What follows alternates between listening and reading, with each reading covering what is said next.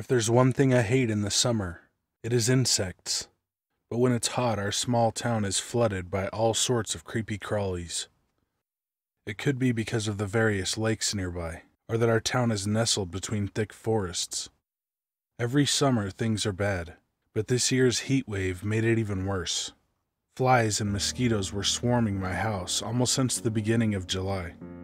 Every time I'd open a window, you could bet that half a dozen of them made their way inside. And don't even get me started on the spiders. Worst of all were the bees. I don't know where they all came from, but for a month now they've been plaguing our town.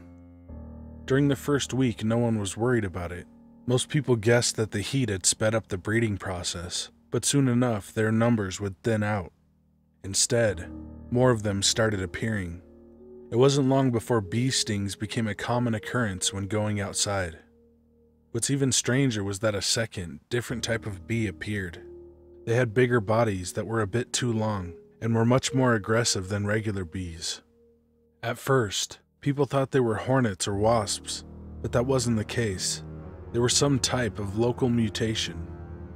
Things got especially dangerous at the local nursing home and kindergarten.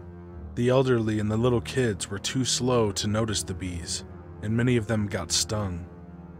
Insect spray became as common as bread and water in our town due to those aggressive bees. Even I got a can. 2 weeks ago, this epidemic claimed its first victim. It was a middle-aged woman who went out running.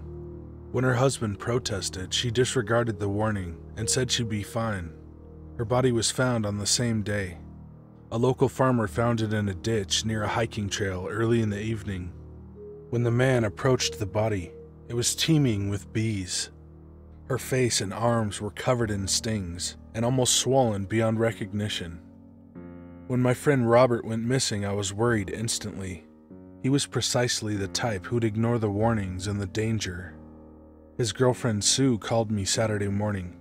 She'd not heard from him since Friday afternoon, and she said that wasn't like him at all. With all those bees around, only God knew what had happened.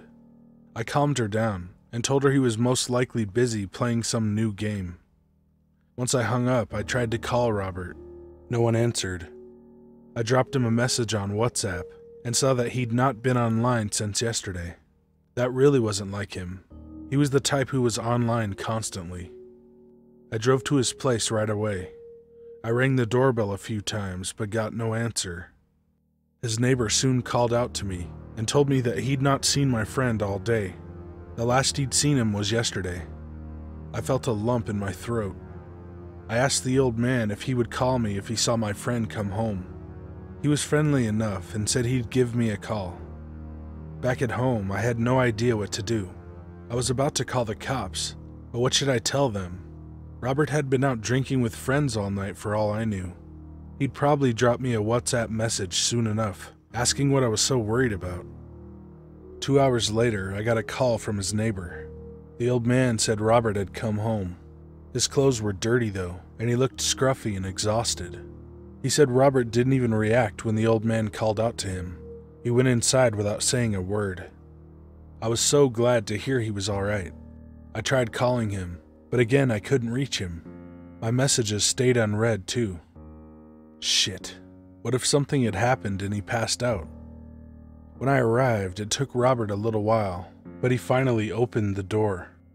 He didn't say a word and stood there staring at me. "Hey man, you all right? I was worried about you." He just kept staring at me.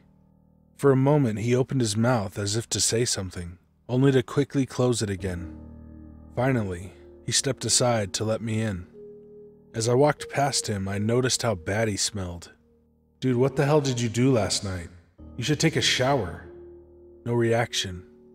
Robert quietly closed the front door and walked straight towards the living room. Something was off about the way he moved. He seemed to take a short pause before each step, as if to think about it. His feet shuffled over the floor and looked as if he dragged his body forward. Why was he so exhausted? "Dude, are you sure you're all right?" I asked as I followed him. Instead of answering, he sat down on his couch and kept staring at me. I was about to call him out on his behavior when I heard the buzzing of bees. I couldn't say where it was coming from, and started scanning the room. I was sick and tired of the damn bees by now. I'd gotten so many bee stings that I killed them on sight. I couldn't see any though. I suddenly felt a stinging pain on my arm, and noticed that one of the weirder, bigger bees had stung me. There was already another one coming towards me. Where the hell were they coming from? It sat down on my arm, and for a moment it seemed as if it was looking straight into my eyes. That was it. I got out the can from my backpack and started to spray it. I didn't want to get stung twice. At this moment, Robert started to squeak. It was this weird, high-pitched sound, and in surprise I turned towards him. He'd gotten up from his seat. "Dude, what's going on?" He came tumbling towards me and crashed his body into mine with full force. "What the fuck is going on with you? Calm down, man." His answer was more of the angry squeaking. He started to push me to the ground, and in that instant I heard the buzzing of the bees again.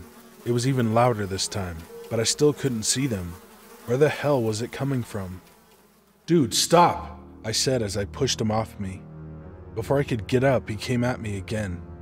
By now I had had enough of this, and pushed him back hard with both hands. There was the sickening, wet sound of something breaking. Then Robert fell backward to the ground. "Oh shit, man. Are you alright?" "I didn't mean to." There was the buzzing sound again, this time loud enough to drown out my voice. This time I knew where it was coming from. It was from inside my friend. I watched in horror as a swarm of bees burst from his open mouth and flew straight at me. I screamed and started to spray them, but there were too many. There must have been dozens. They were all around me. I felt countless bee stings all over my arms and on the back of my neck. In my fury, I used the spray almost at random, spraying everywhere. The air in Robert's small living room became heavy with insecticides in a matter of minutes. As I fought the bees, I saw Robert's body shake and tremble, as if he was suffering a stroke. He was squeaking again, and tried to run from the room, but crashed straight into the wall. I saw more and more of the bees crawl from his collapsed body, only to die right on the spot. I tore myself from the sight and ran outside. I collapsed on the grass, coughing and swatting at the last bees that stuck to my body. Soon the police arrived. Robert's neighbor must have heard our fight and got worried. I told them what had happened, but they didn't believe me. While they interrogated me, the ambulance showed up. As they treated my many bee stings, one of the police officers approached me. He was clearly disturbed by what he had seen. He told me my friend was dead. When I started freaking out, he assured me it wasn't due to our fight or the insect spray. "No," he said, "my friend must have been dead for a while." This made no sense. I told the man again that my friend had come home only an hour or two ago. The man nodded, but the paramedics had said that Robert's body was in a state of advanced decay. There was no doubt that he'd been dead for almost a day.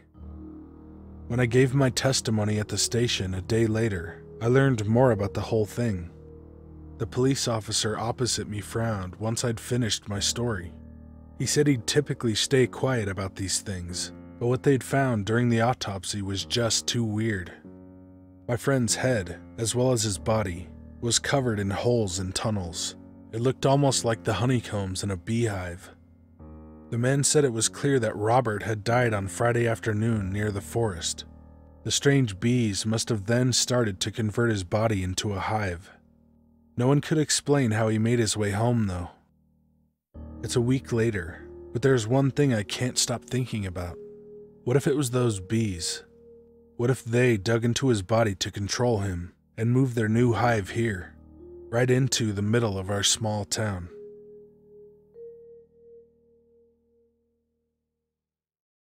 Hey guys and ladies, thanks for watching. If you want me to tell your story or read a creepypasta, email me at the address in the description. Be good to animals, even people. Sit.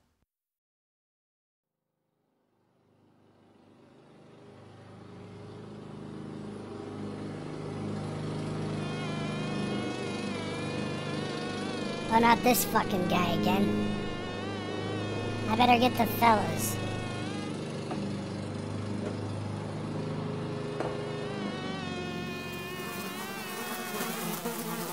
Alright, boys, listen up.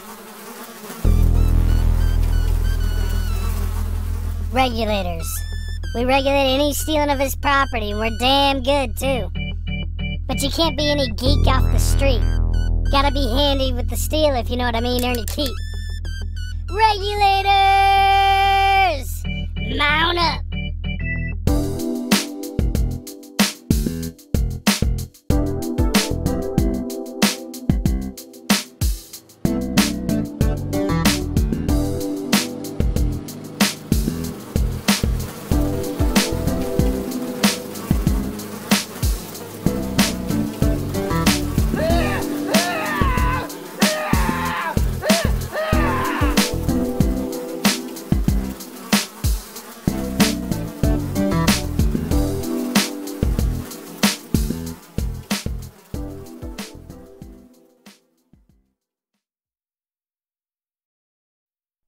Jou, snämar, bergsbus, herish. I lost my sight when I was 14 years old, so I really navigate the world by Well, touch. fucking When Dove boo-hoo. asked me to try out